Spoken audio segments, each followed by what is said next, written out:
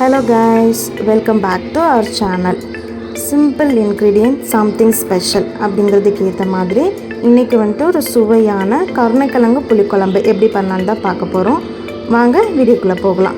இப்போது நம்ம ஒரு கடாயில் 1 ஸ்பூன் மிளகு, 1 ஸ்பூன் ஜீரகம், 1/2 ஸ்பூன் ஆயில், இது 3 சேர்த்து நல்லா வறுத்து எடுத்துக்கோங்க. ஸோ நல்லா ஜீரகம் பொரிஞ்சு வரணும். இந்த மாதிரி பொன்னிறமாக வீடியோவில் காமிக்கிறோம் இல்லையா, இந்த மாதிரி பொன்னிறமாக வறுத்து எடுத்துக்கோங்க. ஸோ இது கூட 1 ஸ்பூன் துருவின தேங்காவை ஆட் பண்ணிக்கோங்க. ஸோ இந்த 3த்தையுமே நல்லா வறுத்து எடுங்க. இதை நம்ம ஒரு மிக்ஸி பவுலில் மாற்றிட்டு ஒரு பல்ஸ் கொடுத்து எடுத்துட்டு அதுக்கப்புறம் தண்ணி ஊற்றி 5 வெங்காயம், சின்ன வெங்காயம் போட்டு இந்த மாதிரி பேஸ்ட் மாதிரி அரைச்சி எடுத்துக்கோங்க. ஸோ இப்போ நம்ம ஆல்ரெடி கருணைக்கிழங்க வேக வச்சு தோல் எடுத்து வச்சுருக்குறோம். அதை இந்த மாதிரி ரஃப்பாக ரவுண்டாக கட் பண்ணி எடுத்துக்கோங்க. ஸோ இதோட நம்ம ஒரு சின்ன லெமன் சைஸ் அளவுக்கு புளியை கரைச்சி அந்த தண்ணி எடுத்து வச்சுருக்குறோம். ஒரு 5லேருந்து 8 சின்ன வெங்காயம் நறுக்கி வச்சுருக்குறோம்.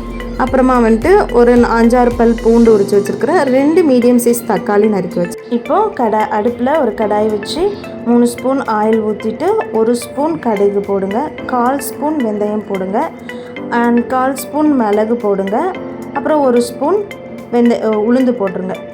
இதெல்லாம் நல்லா பொரிஞ்சு வரட்டும். பொரிஞ்சு வந்ததுக்கப்புறமா நம்ம ஆல்ரெடி தோல் உரித்து வச்சுருக்கிற பூண்டை இதில் ஆட் பண்ணிவிடுங்க.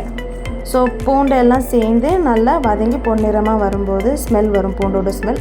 அப்போது நம்ம வந்துட்டு நறுக்கி வச்சுருக்கிற வெங்காயத்தை ஆட் பண்ணிவிடுங்க. ஸோ வெங்காயமும் நல்லா பொன்னிறமாக வதங்கி வந்ததுக்கப்புறமா 2 மீடியம் சைஸ் தக்காளி நறுக்கி வச்சுருக்கிறோலையும் அதையும் இதோட ஆட் பண்ணிக்கோங்க. ஸோ இதெல்லாம் சேர்ந்து நல்லா வதங்கட்டும். இது கூட 1 ஸ்பூன் உப்பு சேர்த்து வதக்கிக்கோங்க. தக்காளி வெங்காயம்லாம் இன்னும் கொஞ்சம் குயிக்காக வதங்கும். ஸோ இந்த மாதிரி வதக்கி எடுத்துக்கோங்க. இதில் இப்போ நம்ம மசாலா பொடி ஆட் பண்ண போகிறோம். 1/2 ஸ்பூன் மஞ்சள் தூள் ஆட் பண்ணிக்கோங்க. ஸோ வீட்டிலே குழம்பு மிளகாத்தூள் நம்ம வறுத்து அரைச்சி வச்சுருக்குறோம். அதை ஒரு 4 ஸ்பூன் நம்ம இதில் ஆட் பண்ணிக்க போகிறோம். ஸோ இந்த மசாலா பொடியெல்லாம் இப்போ அந்த வெங்காயம் தக்காளியோடு நல்லா மிக்ஸ் ஆகட்டும். ஸோ அதோடு சேர்த்து நல்லா மிக்ஸ் பண்ணிக்கோங்க.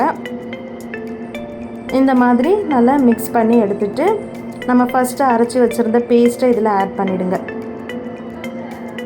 ஸோ இந்த பேஸ்ட்டுமே நம்ம அந்த மசாலா கூட நல்லா மிக்ஸ் ஆகிற அளவுக்கு நல்லா மிக்ஸ் பண்ணி விட்டுக்கோங்க. ஸோ இந்த மாதிரி நல்லா மிக்ஸ் பண்ணி விட்ருங்க. நல்லா லைட்டாக கொதிக்கும் போது நம்ம புளித்தண்ணி எடுத்து வச்சுருக்குறோம் இல்லையா, அதை இதோட ஆட் பண்ணிவிடுங்க. ஸோ புளித்தண்ணியை ஆட் பண்ணிவிட்டு அதையும் நல்லா மிக்ஸ் பண்ணிவிட்டு நமக்கு எவ்வளோ தண்ணி தேவையோ அந்தளவுக்கு தண்ணியும் ஊற்றிட்டு ஸோ கொதித்து வரும்போது நுர கூட்டி வரும்போது நம்ம நறுக்கி வச்சுருக்கிற கருணைக்கிழங்கையும் இதில் ஆட் பண்ணிவிடுங்க. ஸோ கருணைக்கிழங்கு அந்த நம்ம மசாலா தண்ணியோட நல்லா வெந்து வரும். ஸோ வெந்து அது நல்லா வற்றும்.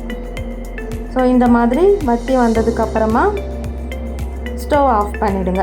ஆஃப் பண்ணிவிட்டு இதை இப்போ நம்ம சூடான சாதத்து கூட ஒரு அப்பளம் பொரித்து வச்சு சாப்பிட்டோம் அப்படின்னா சூப்பர் டேஸ்டியான கருணைக்கிழங்கு புளிக்குழம்பு ரெடி.